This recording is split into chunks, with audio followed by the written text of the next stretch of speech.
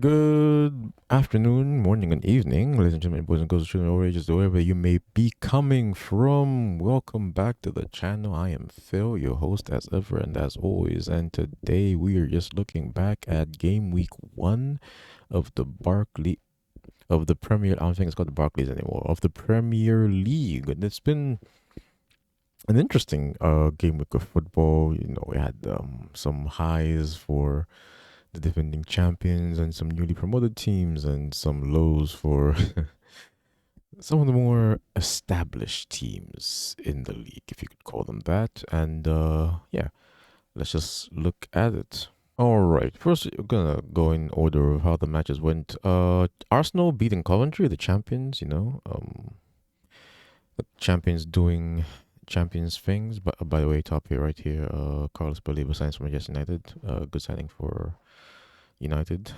Then that midfield needs help, but we'll get to that. Yeah, the champions look good.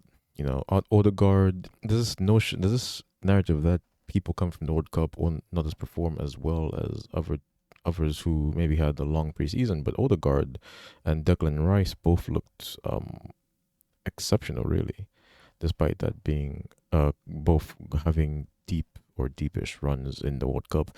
Arsenal looked fantastic against Coventry, a newly promoted team, Coventry, and yeah, they didn't do too well, but that doesn't really mean much these days. As you when you go to teams like Man United versus Hull City versus Man United, first Saturday game. Hull City much better than United, especially in the first half. Sonny Lemans was our best player, and yeah, it's a lot of problems. The midfield looks sluggish, complacent, didn't look physical enough, didn't look like they could help out the defense. Harry Maguire is a good servant for the club, but he clearly needs. Uh, his lack of pace, man. It just exploits the whole team. When you play against a low block, Man United, when you play a low block against Man United, we just can't seem to go bypass it. They can't. There's no like there aren't enough vertical runs from the players. Everyone just seems so static. There's not enough space, and there's not enough fast movement. When we do get the ball on the wings, players hold the ball on for so long sometimes. And sometimes you have the inverse of someone like Bruno who has the ball then just boots it forward and then nothing comes out of it. But there has to be a balance. Like Dogu in the first half held the ball, and every time he had the ball, had the ball for like 5 6 seconds, which is a long time to have the ball in football. Uh, Especially when you're in opposition third and you're being closed down. And he kept on losing the ball. He was poor. The whole team was poor. No excuses really, except Lamont was. He was very good. Unlucky for him. Two good goals for Hull. Hull, they did what they had to do, man. Play a low block counter and just get set pieces. Set pieces when you're predicted to go down by everyone. Set pieces are your bread and butter. You have to capitalize, and they did. Poor marking from Man United. Harry Maguire was marking Mazraoui at some point for some reason. I don't know. I can't say much to you. Everton beating Crystal Palace. Hey, Barry scored, so there's that. Well, Dewsbury also had a fantastic goal. Everton, I thought Palace did play the better football. I thought Palace looked good, from what I saw, and but no, Everton were just that much more clinical. Mateta missed some chances at the post. We'll see how Everton move forward and how Palace move forward. But I think it was a good showing from Everton to get the win, and Palace weren't too bad. Ipswich Town, Sunderland, Ipswich, doing what you do as a promoted team. Again, good breakaway goals, some good goals for them, and yeah, a win for them. Sunderland a bit slow off the start, but they could pick up early days. Forest again against Leeds. Again, Forest I thought was a better team. They looked good. They just couldn't convert their chances. And Leeds did. It was a poor goalkeeping. You can't get beat from there. Yes, the free kick take was a Stoik, whatever his name was. He caught him off, but that was really poor from the keeper. Really poor from the keeper. Brentford Spurs, 3-0 to Brentford. Brentford absolutely smacked Spurs up, man. They mollywalked them for different reasons. Spurs' midfield again non-exist. Like you spend so much money on Tonali and Fernandez. I don't know why Fernandez didn't play. I wasn't into the team news at the start. I don't know if he's injured or what. I'm not even sure he came off the bench. All in all, that midfield looked like it just didn't have the energy. I mean, Brentford did play like a team possessed, possessed by some spirit of bravery and unwillingness to lay over and die because they just kept on pouring onto Spurs. Could have ended 4-0. Go, Thiago hit the post for a penalty.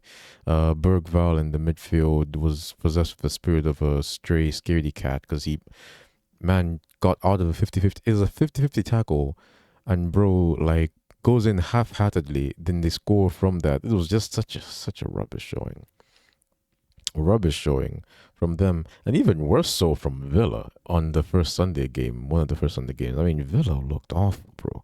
Villa, they look like a team that just lost their entire spine. They also look like a team that was spineless, really. And Brighton is the Dr. Jekyll and Mr. Hyde of the footballing world, not just Premier League, but footballing world in general. Like, Brighton will go have spurts where they look like this invincible super team, and then other times they'll look like prime Derby County. Like, that's a stretch. That team was really, really bad.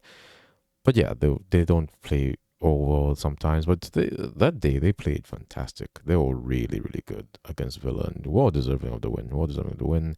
Bournemouth almost causing an upset against Manchester City. Bournemouth did play quite well in that game as well for the first half. But then City really just took control of the game. Guehi with a good header, and I think center backs won them that game, or at least players who pretend to be center backs on their FIFA cards. In Vardiol and Guehi, is Vardiol a center back? I don't know. I don't care. He scored a wonderful goal with his weaker foot too. His left foot, I'm sure, but yeah, that was a good finisher. Like Ryan Shirky came on, did his magic stuff, bro. He's such a good player. Such a good player. That assist for the second goal, fantastically done. Haaland, akin to Samson, he's cut his hair and lost all his power. That's not actually the only thing which made Samson lose his power in the Bible, by the way, but that's another story for another day. Yeah, Haaland just, I don't know, his finishing went with his locks, I guess, poor, but he'll come through.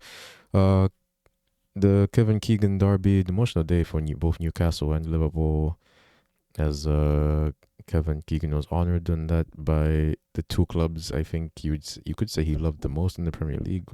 Definitely with a set of supporters who probably love him the most. And maybe 2-2 is a good way for the game to have ended. But when you look at how they perform, these two teams, Liverpool still look iffy. It's a new manager, so they probably will have to.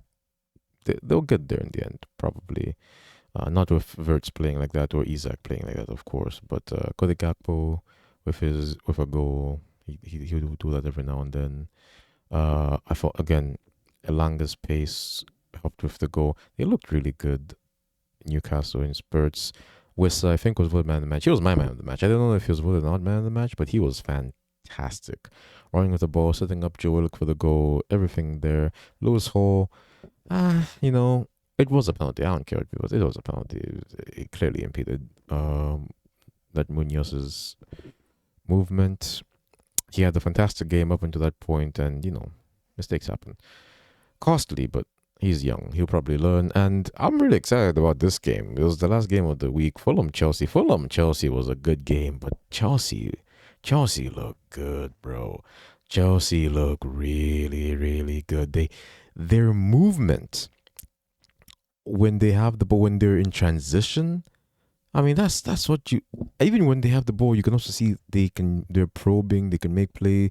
Their centre backs. For Lacroix was up front for Morgan Rogers. Morgan Rogers, the whole front three scored. That's really good for you. Morgan Rogers scored a good goal. Cole Palmer scored.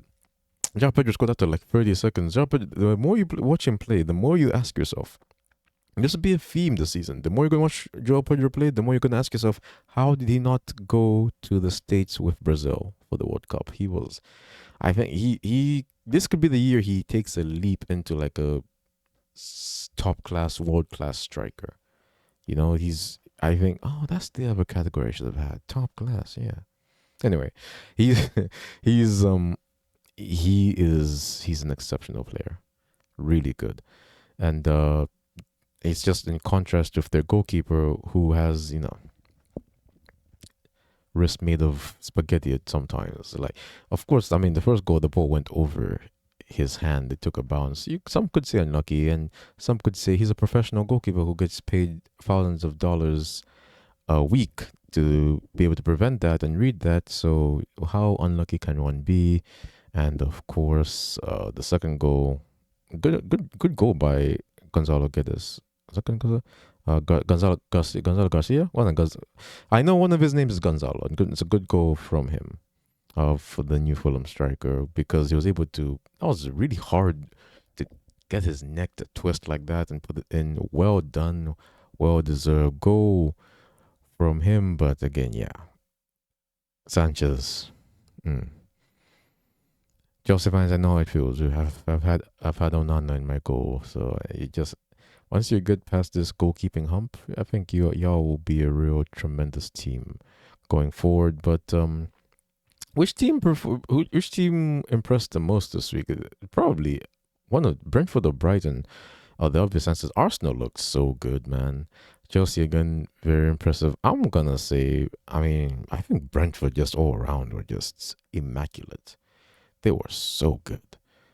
Like they didn't give Spurs a chance to breathe. Yeah. Oh, that was the only away win from Chelsea. I did not know that. Yeah, I'm gonna give Brentford the team of this week, and I would say Sangare also player of the week. Again, just want to say Chelsea, that front three, their movement, their fluidity. When Cole Palmer plays like that, Morgan Rogers looks good. That team will be dangerous. Watch out for that prediction. Watch out for that prediction. But that's going to be it for today. Thank you so very much for joining me once again. I have been your host, Phil. Until next time, do not forget to like, share, and subscribe. It's been a pleasure chatting with you all today. Have a wonderful rest of your day. God bless you. Until next time.